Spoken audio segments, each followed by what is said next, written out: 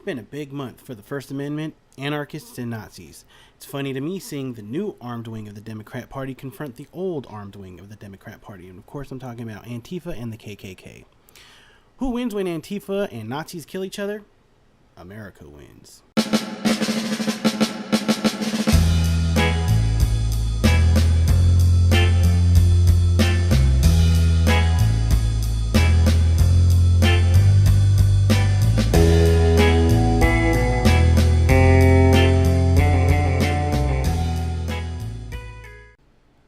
So, welcome back to Patriot AWOL. I'm Alexander T. Roll. And of course, America has completely lost its mind. And we already know that, but we've traveled further down that rabbit hole. This whole month has been a Nazi versus Antifa month, where anarchists and white supremacists and fascists fight each other. But if you go and talk to any of your neighbors, you're going to find out that a lot of that shit is bullshit. And thank you to the media. So on August 12th, a rally called Unite the Right was organized by a man by the name of Jason Kessler. It was organized primarily to protest the removal of a Robert Lee statue from a park. As far as the statue issue, I really don't care about it. It's one of those non-issues to me.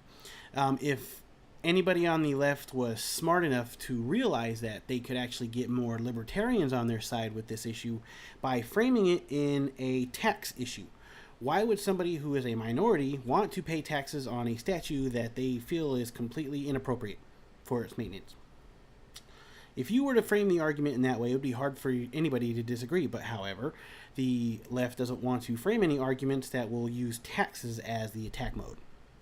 So, Al Jazeera, a really well-known media outlet, was reported that Mr. Kessler was a member of the Proud Boys, a Bay Area group, well-known, especially with Gavin McInnes. As it turns out, that was bullshit. As it come to find out, Mr. Kessler is a former Obama supporter. Not only that, but he worked with the Occupy Wall Street movement. Al Jazeera did mention that he was a journalist, but of course they neglected to mention that he was a CNN shill also. So if you don't think that this is kind of fishy from the beginning, then you just haven't really been paying attention. The night before the rally, the protesters gathered at the University of Virginia carrying tiki torches and chanting "White Lives Matter" and "Blood and Soil." There was no violence, but nobody's not going to deny that they weren't white supremacists, and their message was absolutely disgusting, as white nationalists and Nazis are. The following day, the day of the actual protest, Antifa and Black Lives Matter protesters arrived and began to clash with the protesters that were already on scene. So you have protesters and counter-protesters. We're all protesting together. Later that afternoon, a man by the name of James Alex Fields rammed his car into a group of protesters, killing a 32-year-old woman later identified as Heather Heyer. And no one that I know of has excused that event, and I've seen the right completely condemn it, 100%. But you're not going to see anybody on the left condemn any Antifa violence, but that's for another reason. Trump's reaction the day that the terrorist attack happened, I'll call it for exactly what it was. It was a terrorist attack. It was violence with political motivation behind it. So that would qualify as terrorist attack. As it comes to find out, he actually used some kind of loophole, supposedly, in avoiding a hate crime charge. And California now is talking about closing that loophole by, expanding the term of and definition of hate crime. But if you ask me, almost all crimes are hate crimes, okay? The day that it happened, President Trump spoke out against both sides, saying, "We all must be united and condemn all that hate stands for. There is no place for this kind of violence in America. Let's come together as one." Now, in my opinion, that sounded pretty benign. That seemed like it covered, enough. He could have probably specifically mentioned white supremacy a little bit more. He hasn't been shy on mentioning, like Islam or anything else. And I think that he could have probably focused on it a little bit more. But 2 days later, he did specifically condemn white supremacy in that event. after being criticized, of course, by both the left and the right. Um, he doubled down on that the following Tuesday by saying that there was violence on both sides, reiterating his original point. Does that make Trump a white supremacist and a Nazi and all that other shit? No, I don't think so. I think Trump caters to people who support him, no matter their ideology. Does that necessarily mean he supports their ideology? No, of course not. Of course it doesn't. The reality is, of course, there was violence on both sides. The left doesn't deny it. They just don't want it to be mentioned. Trump could have mentioned the KKK and the Nazis more specifically, but he could have also mentioned Antifa as well in that same speech, but he didn't. And you're not going to hear anybody argue that point, though. Now, we have to know what Antifa and BAM are so we can continue this discussion. Antifa are, I'll call exactly what it is, they're domestic terrorists. They use violence for coercion for political gain. That, I believe, is the definition of terrorism. To Antifa and BAM, BAMN, which stands for By Any Means Necessary, everyone is a Nazi or a white supremacist for simply defending the First Amendment, or you're an apologist and such. Antifa, however, are mostly communists and socialists. Now, I kind of find it an oxymoron because I believe anarchy and communism and socialism, they're all mutually exclusive to each other because, if last I checked, anarchy was the complete, absolving of any kind of governing body. How are you going to go ahead and believe in an ideology like socialism or communism that require a governing body to regulate businesses and dole out handouts to the people? I kind of find I don't really get an exact answer by people who I ask that are self-described anarchists and communists or socialists. They kind of give you this weird diatribe, and they fill it in with a bunch of words and shit that don't really make sense. They kind of jumble them all together, and they're platitudes pretty much.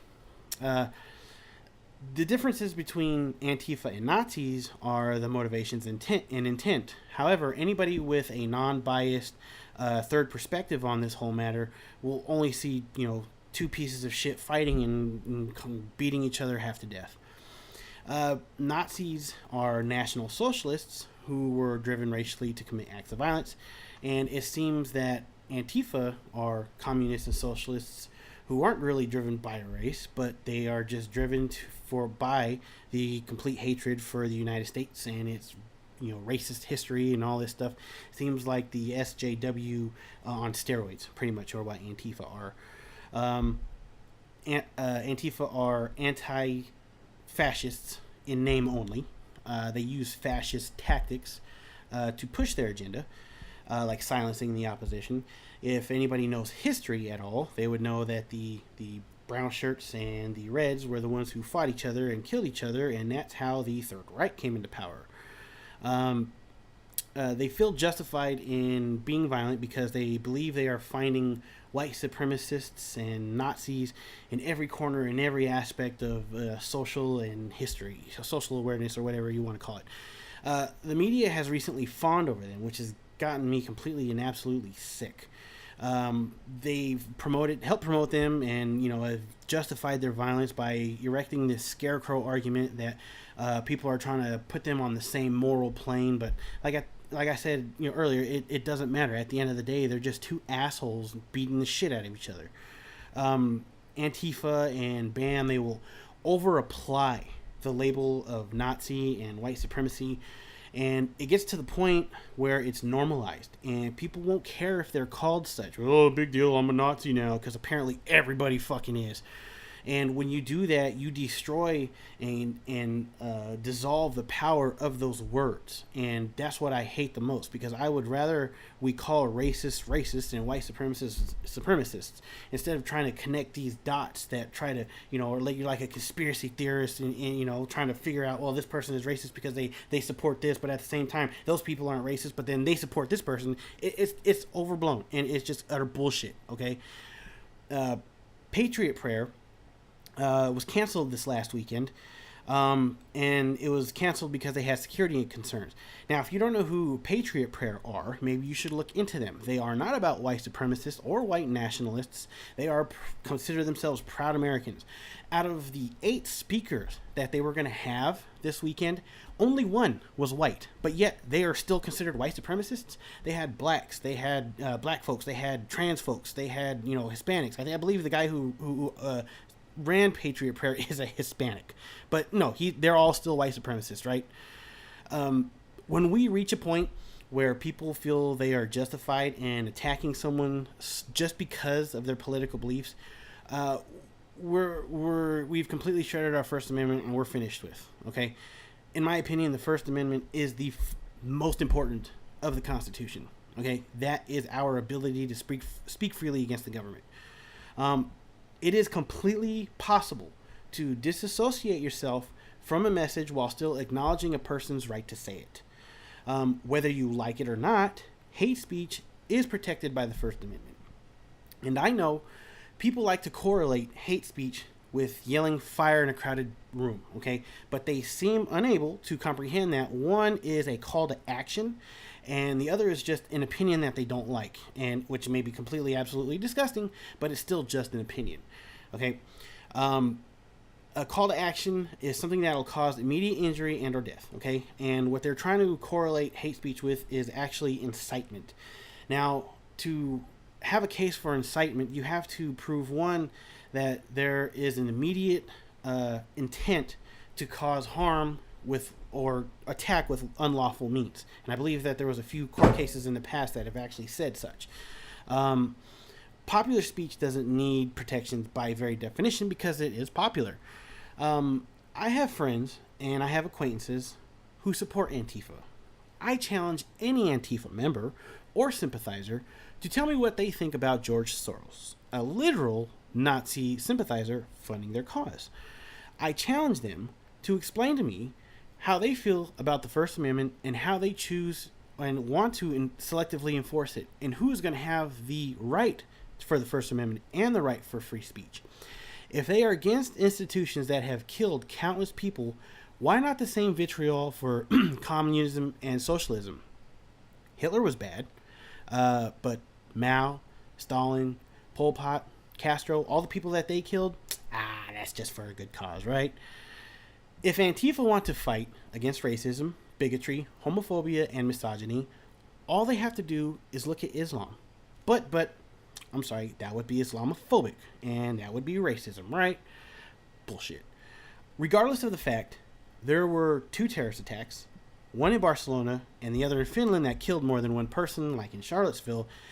After the whole thing in Charlottesville, and I didn't see anybody from Antifa or BAM or anybody protesting against that. No, we got to focus on white people's and United States problems, right? Yeah, give me a break, because it's only a problem when it happens here. It's not a problem when it's on another continent, right?